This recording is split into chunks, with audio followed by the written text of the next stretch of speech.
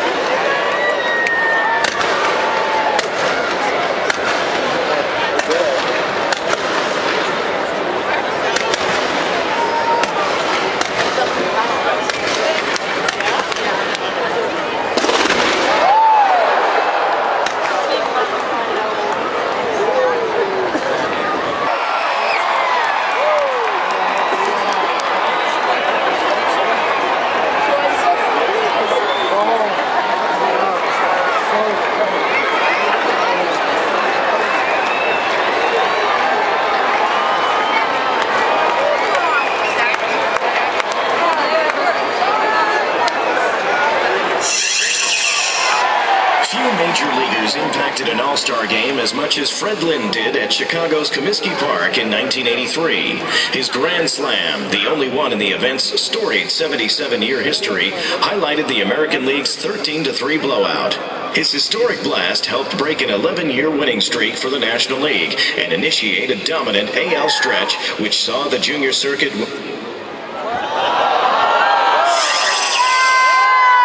Major leaguers impacted an All-Star Game as much as Fred Lynn did at Chicago's Comiskey Park in 1983. His Grand Slam, the only one in the event's storied 77-year history, highlighted the American League's 13-3 blowout. His historic blast helped break an 11-year winning streak for the National League and initiate a dominant AL stretch, which saw the junior circuit win 20 of the next 26 decisions. 2-2 pitch to Parrish. Got him swinging.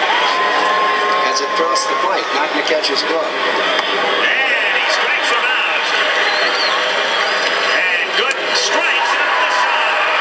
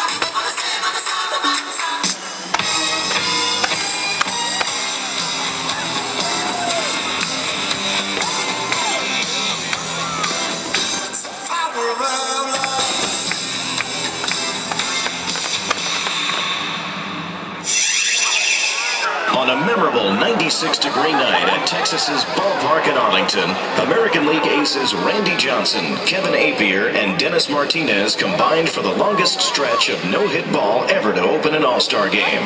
With nothing going right for the National League in the 7th, Mike Piazza stepped up and hit the game-tying home run that would springboard his team to victory in the 66th Midsummer Classic.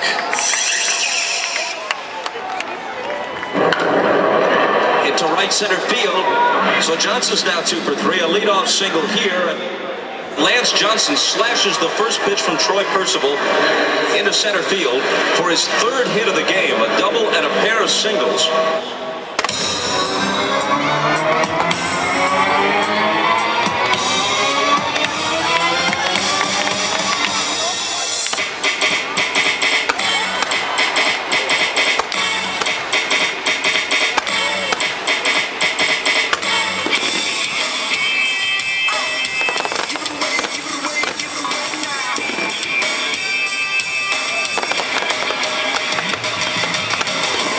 Hot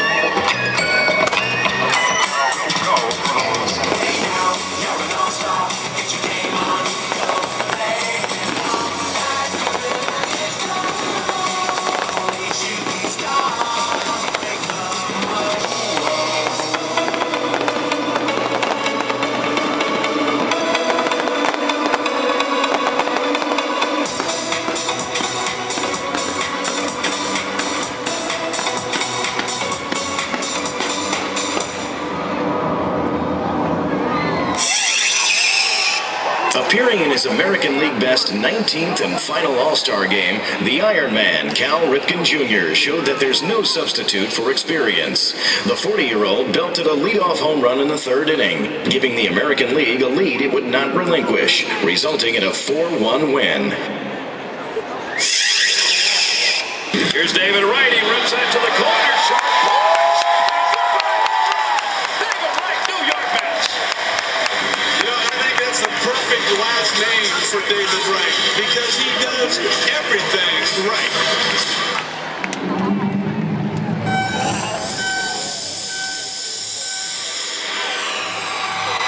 If you are what you say you are, a superstar, then have no fear, the camera's here.